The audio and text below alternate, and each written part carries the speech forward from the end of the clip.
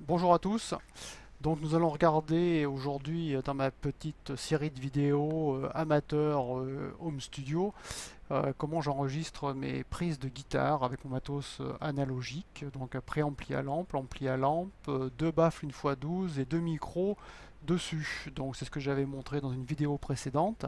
Donc on va aller dans l'interface du XR18, donc qui est mon mixeur numérique qui fait office de table audio, aussi de mixeur audio.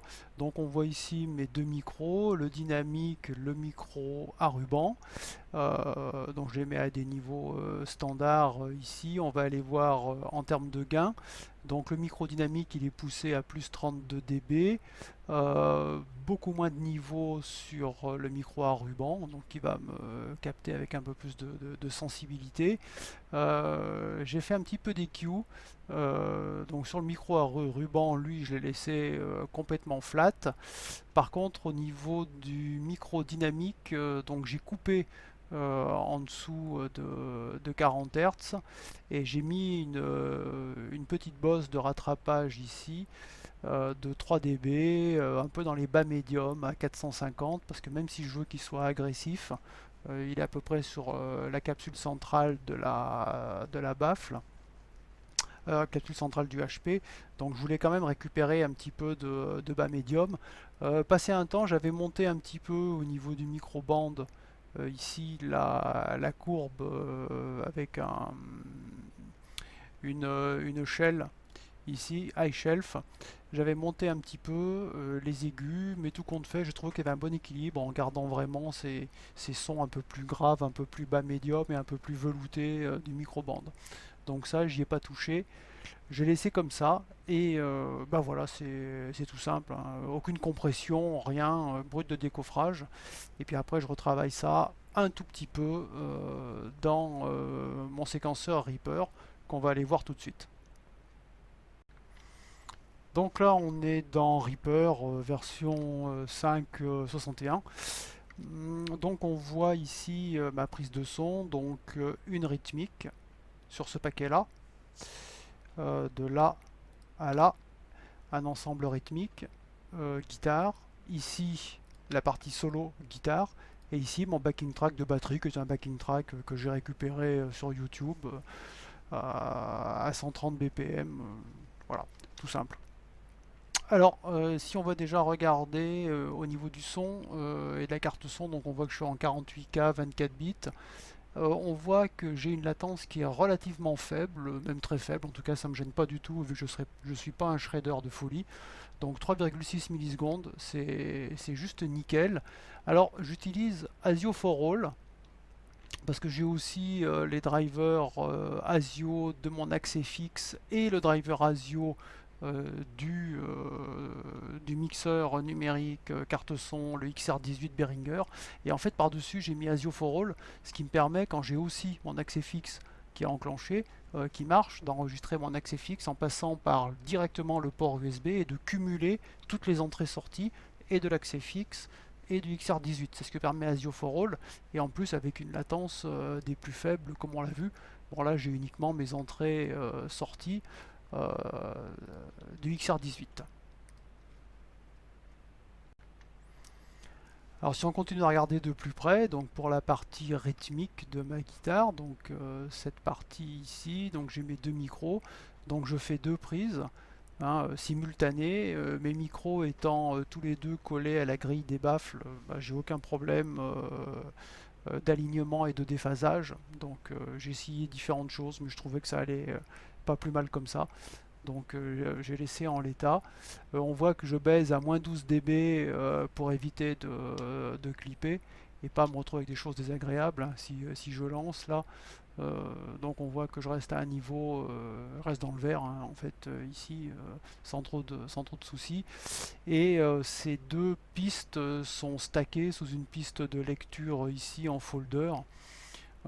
Donc qui permet d'avoir le contrôle central, et je reste toujours, comme on peut le voir là, vers moins 15 dB pour pas avoir de problème. Pas de clipping numérique pour être propre. Et sur la piste de solo de guitare, bon, on voit que c'est la même chose. Hein, je monte à moins 15 au maximum, bon, entre moins 15 et moins 18 pour pas trop avoir de problème. Donc maintenant, si on regarde un petit peu l'enregistrement, on va déjà jeter juste un petit coup d'œil là sur la rythmique. Donc tout simple, hein, une batterie à 130 rock de base.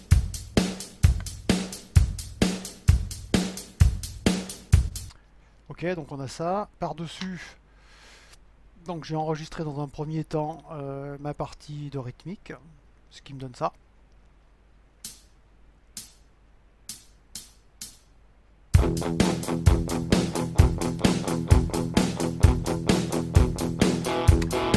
Et par-dessus, on rajoute le solo.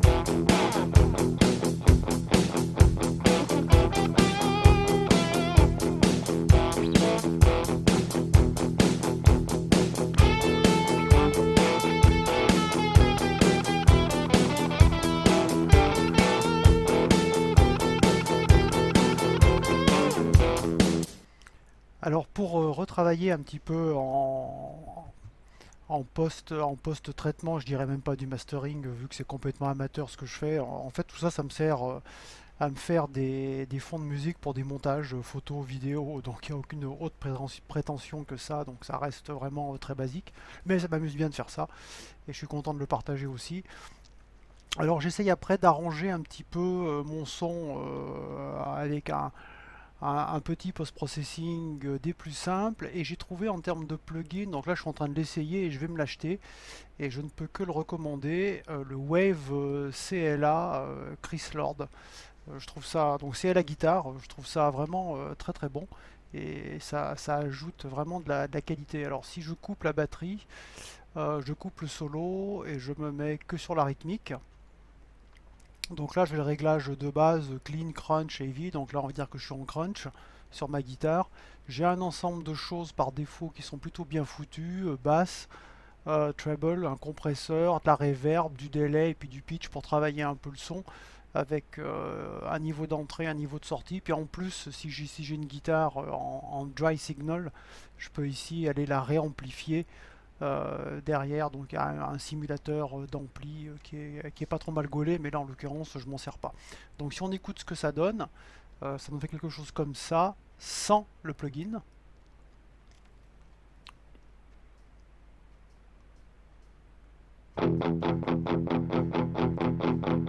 Donc c'est un plugin un peu de nettoyage, d'amélioration du son, et ici je mets le plugin.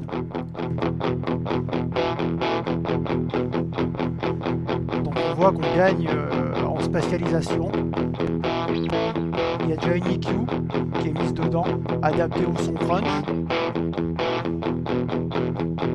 Si je me mets en clean, c'est un peu différent. On voit qu'on n'a pas la même chose.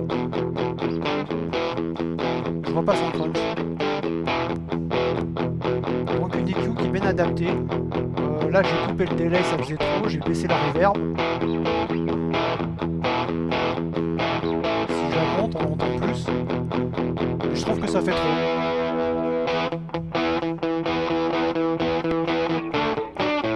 Je l'enlève. Donc là on n'a plus le plugin. Et là je le remets.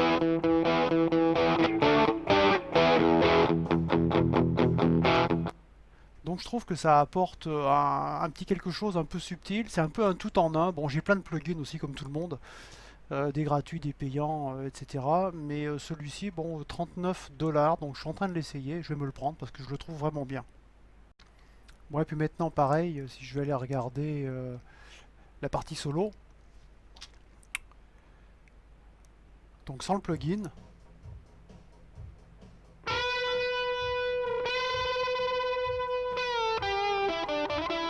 Et là, je mets.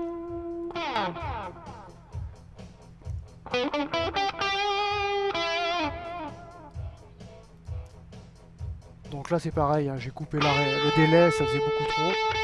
J'ai gardé la reverb.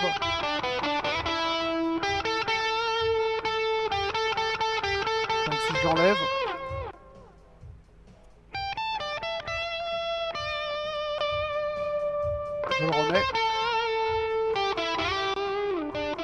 Donc ça fait plus plaçant, hein, c'est sûr, ça donne plus de relief, plus de punch. Je change un petit peu le compresseur même là. J'ai des types en plus de compresseurs, des types d'égalisation aiguë ou d'égalisation basse. Bon, je vous laisserai regarder, il est très bien.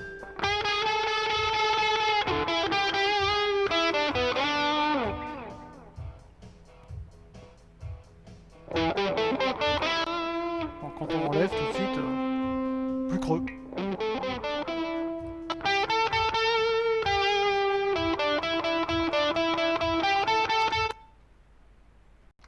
Et donc maintenant, quand je me mets dans le mix, ben, on va voir ce que ça fait en rajoutant les plugins. Donc au début, je les mettrai pas, et puis après, je vais les rajouter.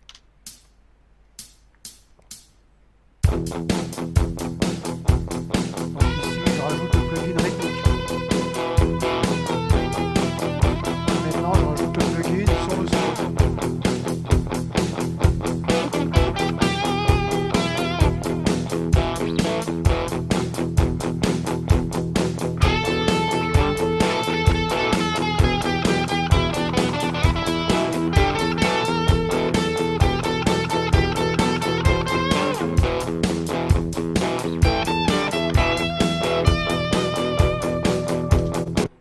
Donc ça sort vraiment bien, en tout cas largement bien pour faire mes petits montages photos, vidéos et faire mes fonds musicaux. Voilà.